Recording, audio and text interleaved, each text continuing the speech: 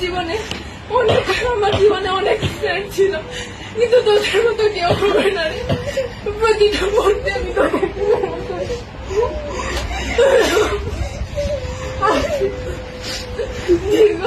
12 বছর পড়াশোনা জীবনে অনেক স্যারের সাথে পরিচয় হয়েছে, অনেক বন্ধু বান্ধবের সাথে পরিচয় হয়েছে, কিন্তু শামীম স্যারের মতো কেউ হয়ে উঠতে পারিনি আজ পর্যন্ত।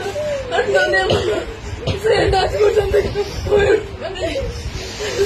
আমি ক্লাসের মধ্যে অনেক কথা কাউন্টার দিতাম, যাতে অনেকে বিরক্ত হতো। সবাই আমাকে ক্ষমা করে দিও।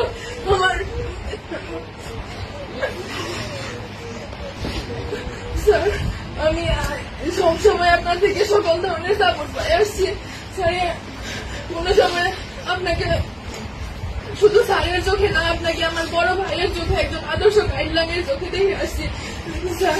ভবিষ্যতে আমি চাই আপনার কাছে আদর্শ একজন শিক্ষার্থী হয়ে ফুটে উঠতে চাই।